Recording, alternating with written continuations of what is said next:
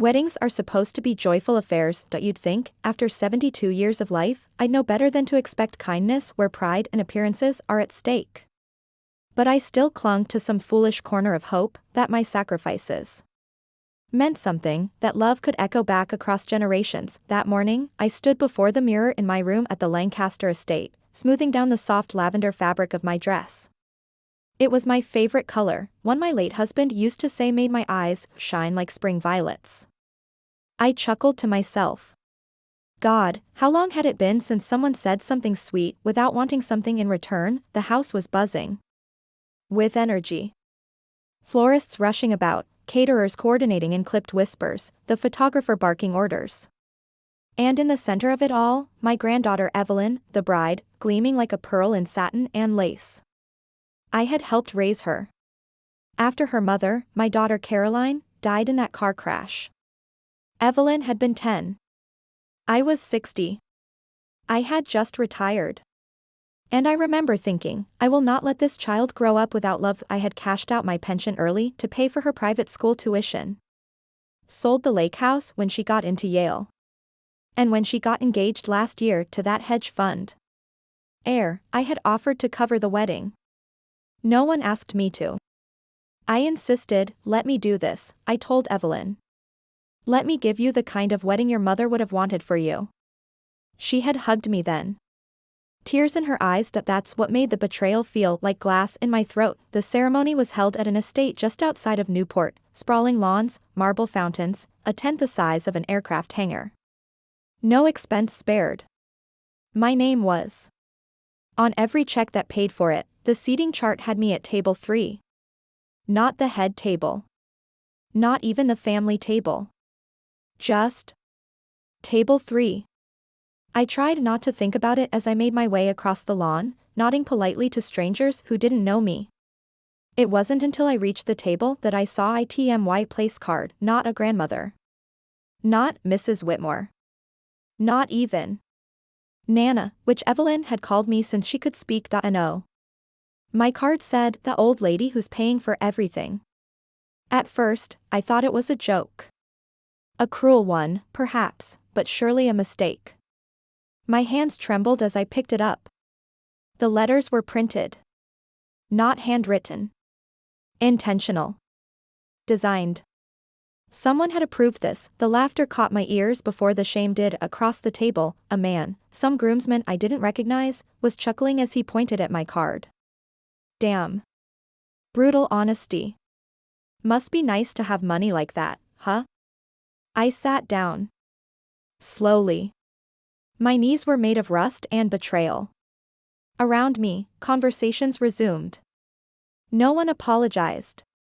No one looked surprised. I turned to Evelyn as she passed by, radiant in her gown. Sweetheart, I called gently, my name card. She leaned down, smiling with polite confusion. Oh, that? Uncle Bryce thought it would be funny. Said. You'd laugh.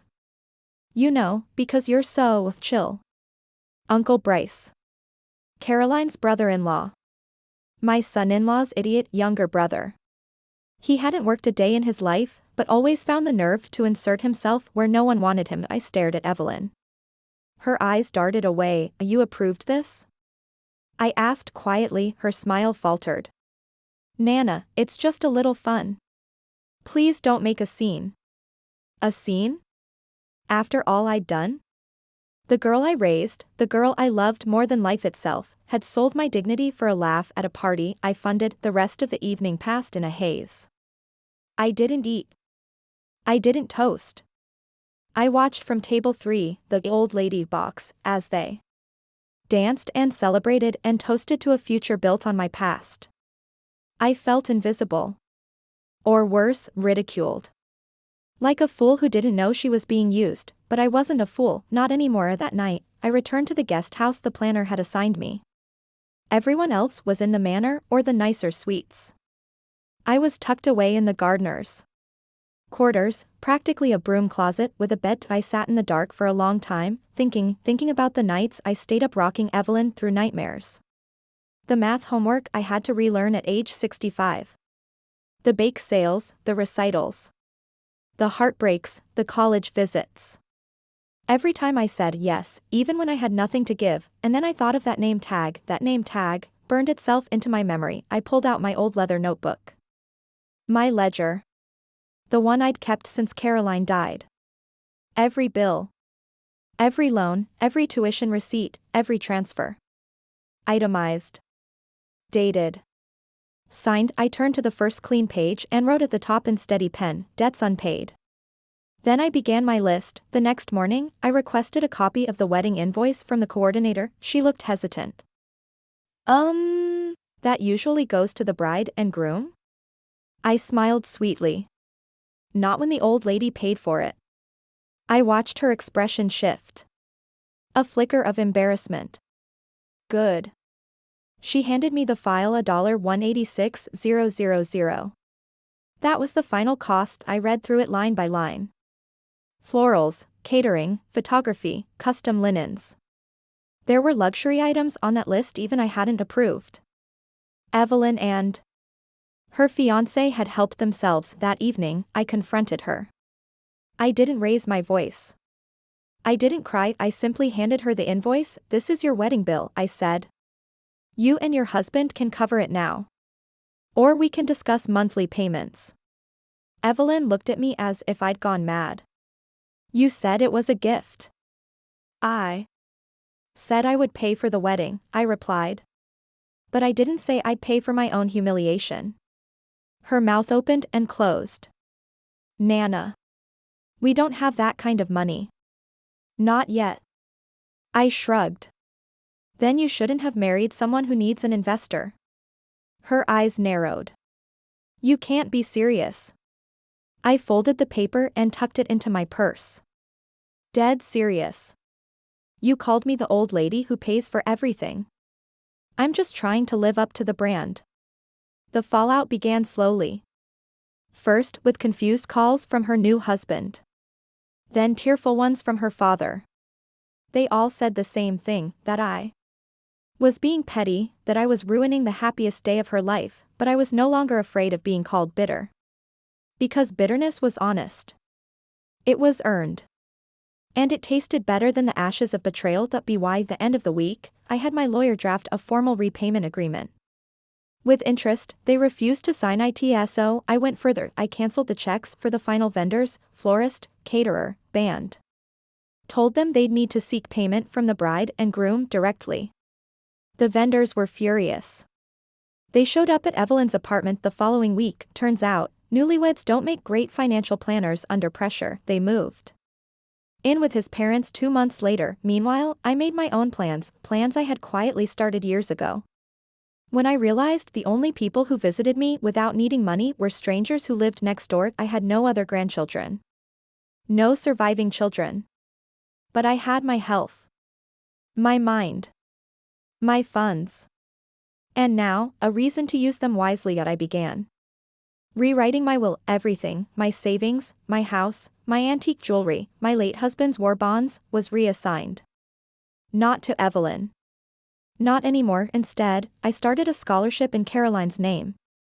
For girls who had lost their mothers young. I also donated a significant amount to the community center down the street. The kids there greeted me with hugs, not place cards. I smiled more in those few weeks than I had in years. The last I heard from Evelyn was a bitter voicemail. You've embarrassed us. You ruined my wedding. Everyone's talking about it. You disgraced me, Nana. I didn't return the call, but I did send her a copy of the name card. Framed. With a note that read, "Thanks for the reminder." Months passed. I didn't expect Evelyn to call again, and she didn't. But I kept tabs, the old-fashioned way. Through whispers in church, brief mentions from mutual acquaintances, and a few carefully placed questions to the florist and caterer, both of whom I generously tipped, even though they never got paid by the couple. Evelyn had moved twice since the wedding. The first apartment was too expensive, the second too cramped. Her husband, Marcus, had been let go from his firm under unfortunate circumstances, which likely meant he got too bold, too soon. Evelyn had taken on a marketing job she hated. They weren't starving. But they were no longer shining, and that was enough. I didn't want her ruined. I wanted her to reflect, but Evelyn had never learned to look inward. She only ever looked at what sparkled them. Why quiet life returned. I volunteered at the community center on Thursdays, read novels on my porch, learned to bake the perfect croissant. I was happy in a way I hadn't known before. There was dignity in solitude. And even more in boundaries. Still, there was a part of me, small, quiet, that ached like an old scar in the rain. I missed the girl who once called me Nana like it meant something holy. I missed the child who used to draw me birthday cards with glittery suns and crooked hearts, but the girl I missed no longer existed. She had chosen to discard me. My only crime had been refusing to let it go unnoticed. Then came the invitation. It arrived on a Tuesday. Thick cream paper, gold embossed. Evelyn Whitmore and Marcus Duval cordially invite you to their baby shower. There was a small handwritten note at the bottom: we'd love to reconnect. I'm sorry for how things went. Let's start fresh. Love, Evelyn. Start fresh. Those two words sat like stones in my palm. I considered throwing it away. I even dropped it in the bin once. But later that night, I retrieved it.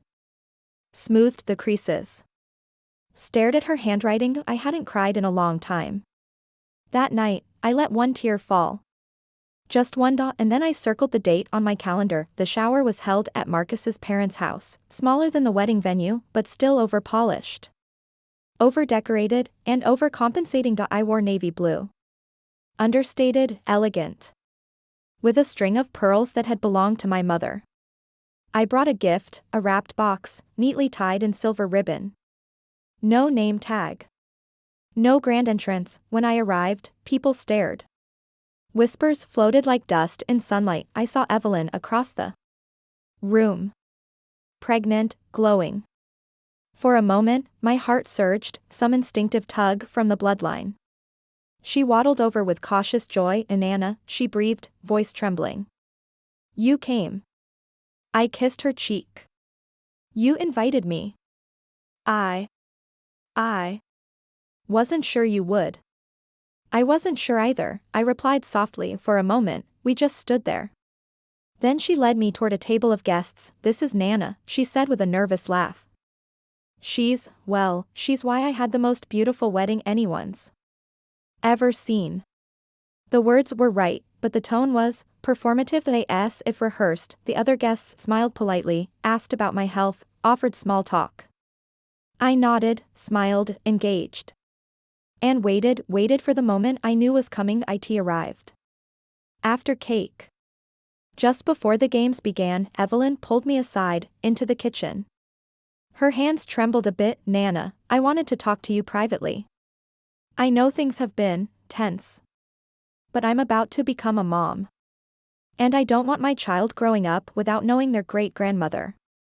I met her eyes. Neither did you.